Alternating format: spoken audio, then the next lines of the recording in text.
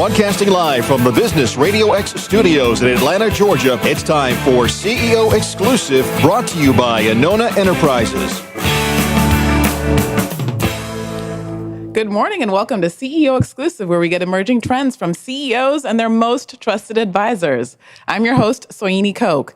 And I'm really delighted to have on today's show a team that's going to talk to us about some of the newest trends that are happening in technology. We know that's really fast moving. We haven't covered it in a few months, and so I thought it would be great to have technology experts on the firm.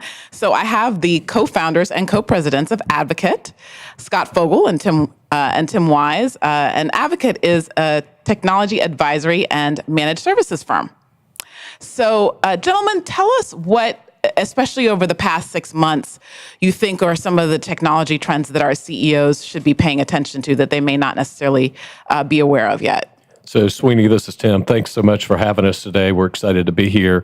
Over the last 6 months, it's really the continued acceleration of technology and how it's affecting not only all people's lives, but more importantly, how it's impacting business. Mm-hmm. You see it.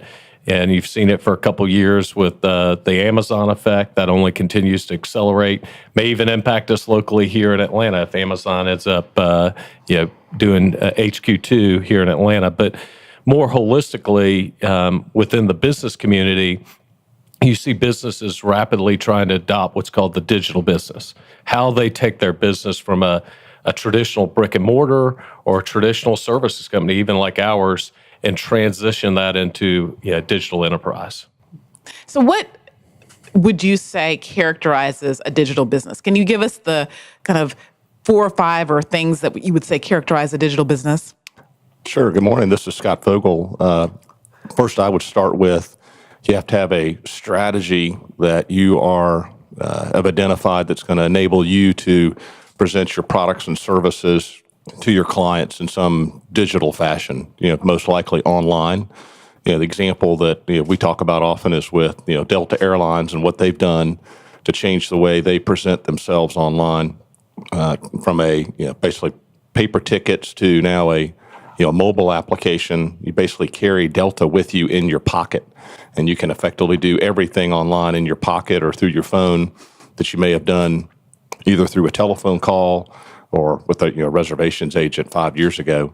So that's one change. Certainly, the other thing in terms of a digital strategy is being able to present your assets as in some digital format. So that could be online. That could be in some fashion in which you're totally transforming the way your products are presented. Mm. So what does that strategy need to include?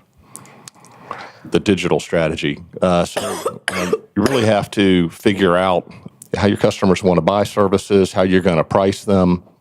Is there a place in which you're promoting your products digitally, mm-hmm. which is different than today, whether your products are at a store or some brick and mortar. Your products now have to be promoted through social media. Mm-hmm. Often, there's different channels associated with your digital strategy. You're no longer necessarily, they're not physical. They have to be viewable online. Mm-hmm.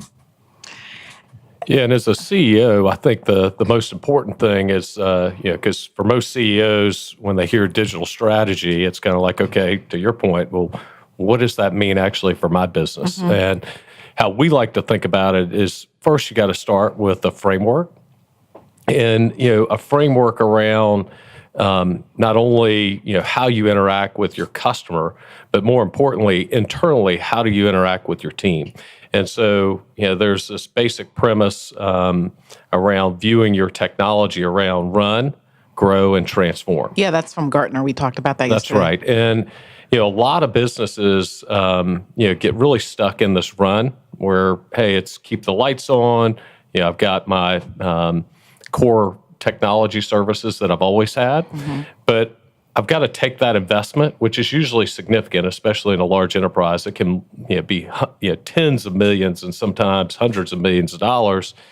You got to be able to optimize that run costs so that you can shift and invest and grow in terms of new capability or grow additional capabilities, but more importantly, transform. Invest in those things where it's fundamentally going to change the way you do business with your customer.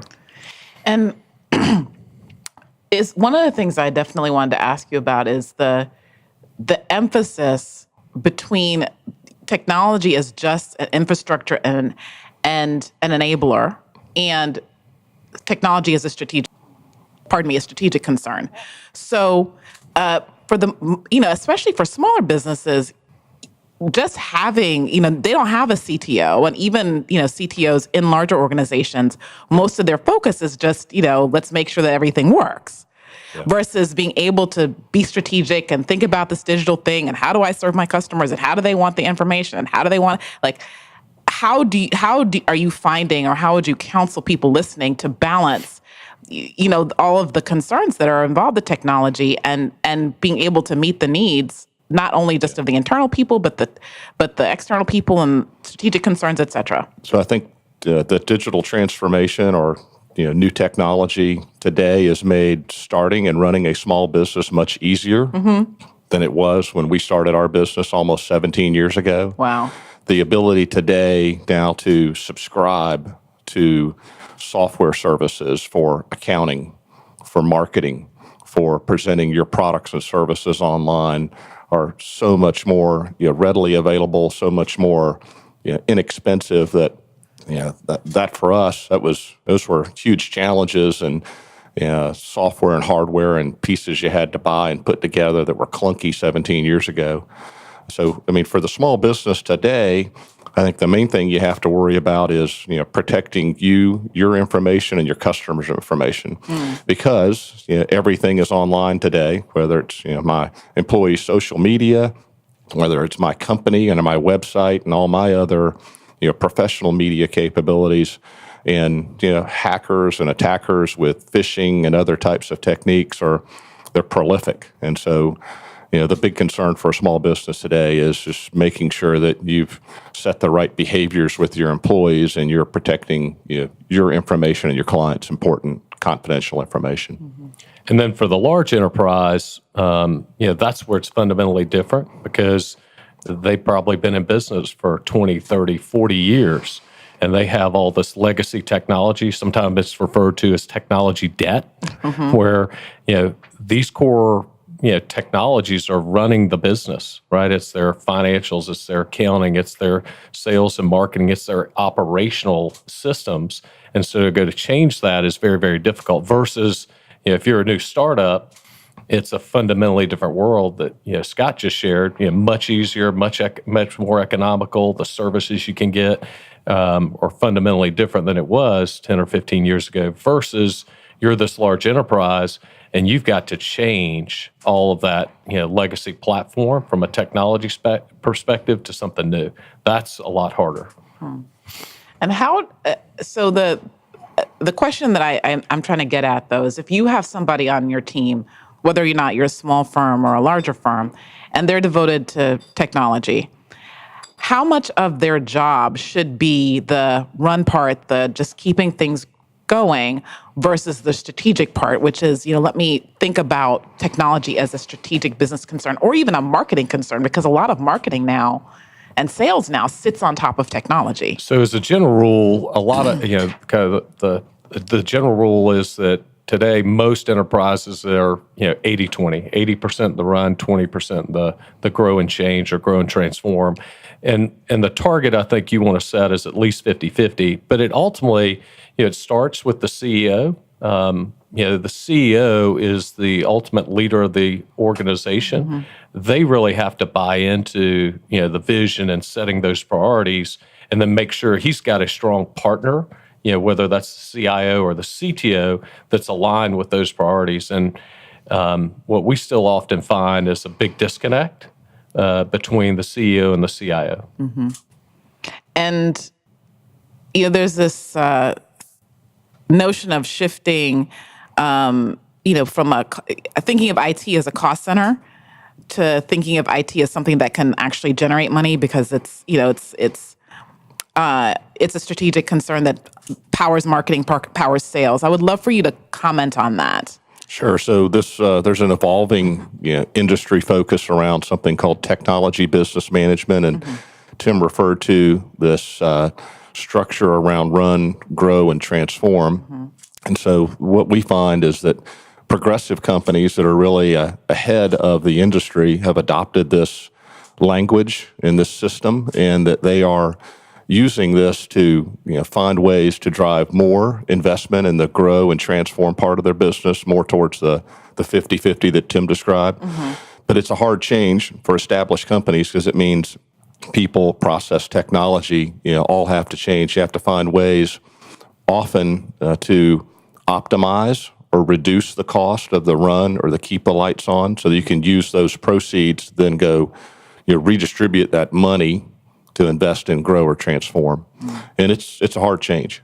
Well, and the challenge is, naturally, I'll say the CFO, and it may even be endorsed by the CEO, if you go and save money in technology, they want to take that to the bottom line instead of use that money to invest in more technology.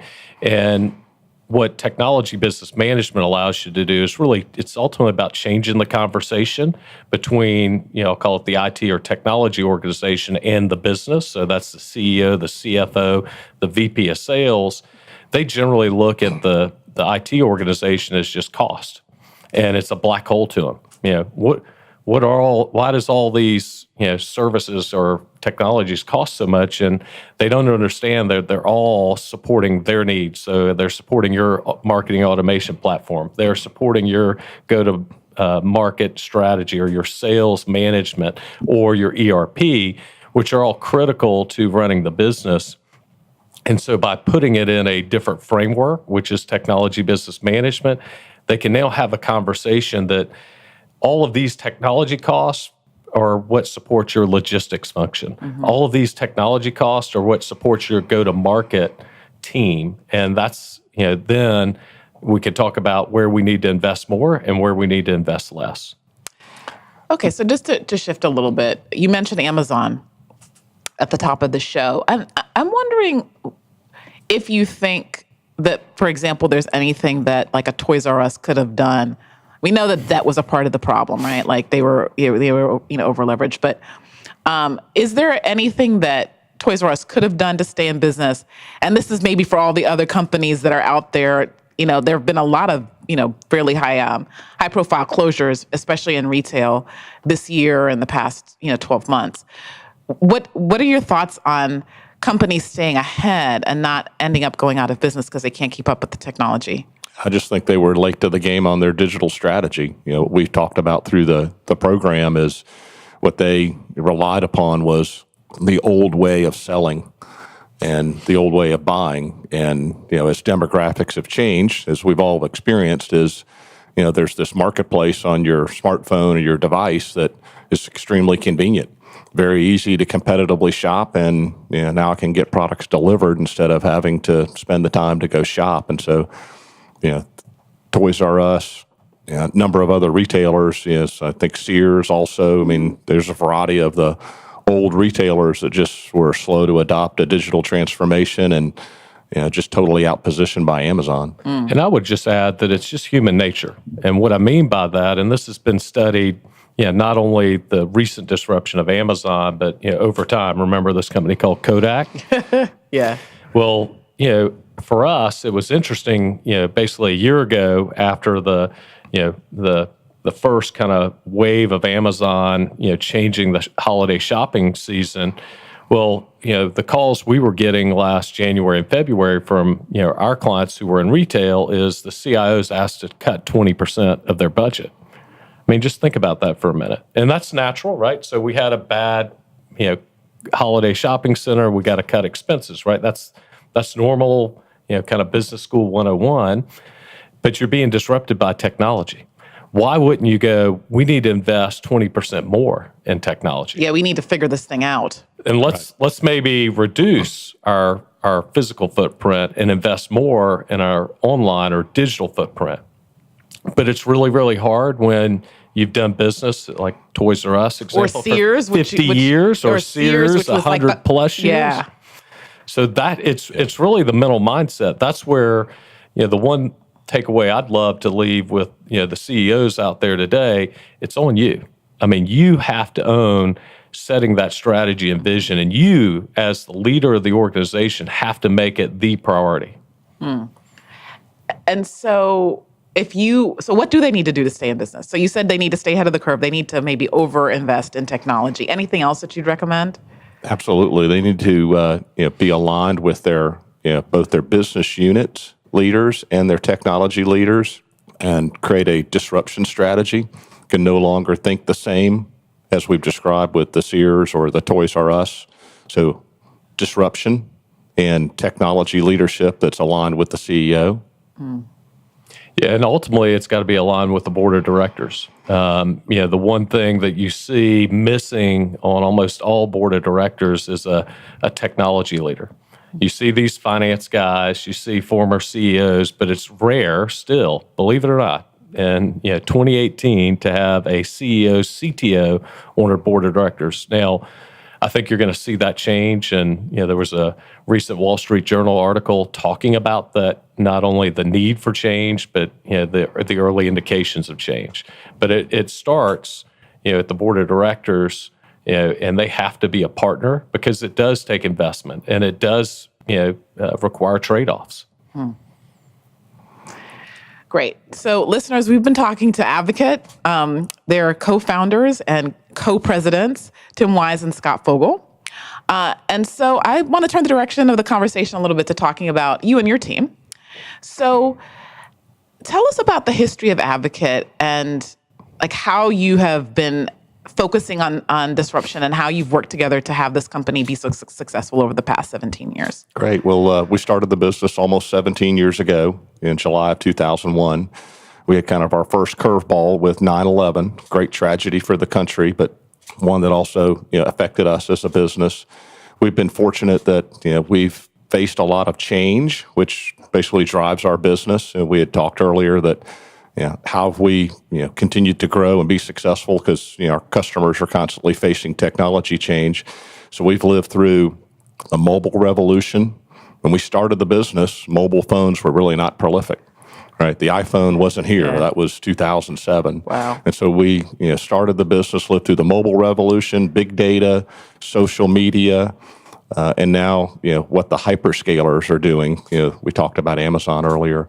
And so I think for us, what's been important is the ability to reinvent, to be able to take the company from a fundamental focus on helping customers transform and optimize, but be able to do that as market conditions change, and just be very adaptable. So to kind of turn the lens on you now, how are you disrupting yourself, and how are you continuing to innovate in terms of technology? And I'm very interested about how you're applying some of these technologies to a service business, right? Yeah. Not so much retail. Yes, people order on Amazon. We know why Toys R Us went out of business, but you say that there needs to be some technology focus in services as well. Yeah, so our vision statement as a company is to be the premier technology business management services company, but that is technology enabled. Okay, so what does that look like? Yeah, so what does that look like? We have all these people. So we have 100 people in our company.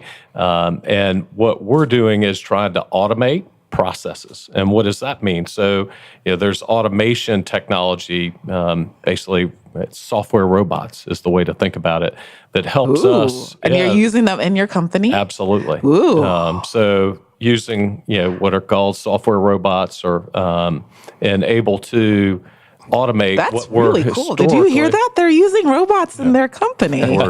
We're also called digital labor. Yeah. So for us, what is transformed is while I described what a small company could do earlier, we've effectively adopted an entire cloud strategy. So all of the services and applications that we use, or our employees use to power our business, to create our deliverables and services, are all cloud-based. So that's been a transformation for us. And then how are we disrupting our business? I think was part of your question was, we are really, this technology business management strategy is enabling us to go to our customers and solve bigger problems. Whereas in the past, we primarily focused on technology infrastructure, or the plumbing of technology.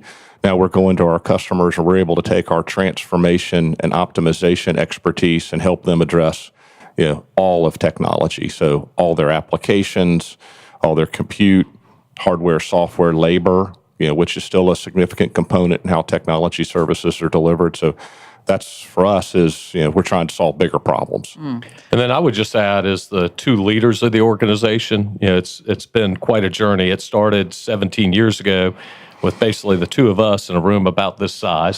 So for those listeners on the call, what are we, 8 by 12? Yeah, it's not very big. To now we have 100 plus people. And through that, it's required us to change as leaders. And Scott mentioned earlier, we're constantly trying to adapt and reinvent. And I think that's the number one thing as a leader in the organization. You have to stay in a mindset of pushing yourself because the status quo, it will be over in a year or two, is how fast it's moving. Yeah, that's the rate of change has really been remarkable to see what's happened if you look at the cycles that we've been through over that period of time. I might add, too, that, for us, while, we have to change, it's been incredibly satisfying to see, long-term employees that have evolved over time. It takes a lot of satisfaction. I find a lot of satisfaction in people that have been with us 10 plus years that are doing things they never thought they could do. They are, have gained skills, knowledge, and are delivering services and creating outcomes that, they never imagined. And I could say the same thing. I could never have envisioned, 17 years ago where we'd be today. And a lot of it is due to technology change, disruption, and enablement. We're a 100-person company in Atlanta that works around the world. We have every day we're probably touching people in 30 or 40 countries. We have projects that are with clients headquartered in the U.S. but have global operations, and we couldn't do that without networking, compute, the fundamental technologies that have made our world so much smaller. I want to go back to the automation piece. I believe, and I would love for you both to comment on that in a very short period of time, we're going to see the automation of things that we didn't think could be automated. And, for example, I'm thinking that maybe paralegals, paralegal work and, some of the entry-level analyst work in a lot of firms, consulting firms like McKinsey, where I started my career, or like the analyst work that's done at Goldman Sachs. Like a lot of that, I think, can be automated. I would love for you both to weigh in on that. What are some of the things that you think are going to be automated that people wouldn't necessarily think could be automated? Yeah, I think you've really hit on them. And it's even a potential disruption for our business, right? It's the ability to assimilate information and knowledge and present that back in a consumable way. So that's a lot of what we do today because technology, to go get your arms around it, where it first starts is, well, what do I have? And that's still really, really hard to go do. And you're going to see more and more automation around, those type processes. But that extends to potentially other knowledge-based businesses. I've seen some technology actually with an investment banker a few months ago where it's basically a software bot that will go extract data from relevant websites and be able to leverage that to kind of invest or to validate their investment thesis. Whereas that used to take months and multiple analysts to go do. Now, what you got to contemplate in all of that is, well, what does that mean, and how do we, as knowledge workers or other workers, have to evolve? Might try something else on you. There's a term that's been presented in the industry in the last year. Several very innovative companies have taken this software robot and given it a personality and called it a cognitive agent. So we're now going to find, digital labor that you'll be able to, I think they're going to be digital labor companies that I'll be able to go to and hire, a personality of a man, a personality of a woman, as a customer service agent, as someone that's going to be a HR employee to onboard or terminate employees. That's going to do analysis. It's going to do, all kinds of things that we hadn't done in the past. So that's a little bit mind-blowing, right? That's a little mind-blowing. Let's go back to and tease out maybe what a couple of these words mean, because you said them and I heard them. Yep. So digital labor. Can you give us an example of like what a digital laborer, Sure. which, what So the hell is think of that, anything, would do? Yeah, so think of anything you can do at a keyboard today. If I could do that with a program. So I could write a program that could do, hundreds of repetitive things that, a person would do, perhaps a low-cost analyst might do in a repetitive fashion, but I could write a program and, the digital robot performs that. What is also being happening is that those robots are being equipped with, language skills so they can talk, so they can listen, or they can process data that, instead of us having to type at a keyboard, they can now listen and communicate, in other media. So there are also, companies like Google, others are developing more machine learning capabilities. And so, that's going to help us be able to take, and kind of monitor a human expert, take the human expert's behavior and decision making and then put it in some kind of, automated robotic form. So, but how does it all come back to, what we've been talking about, technology disruption?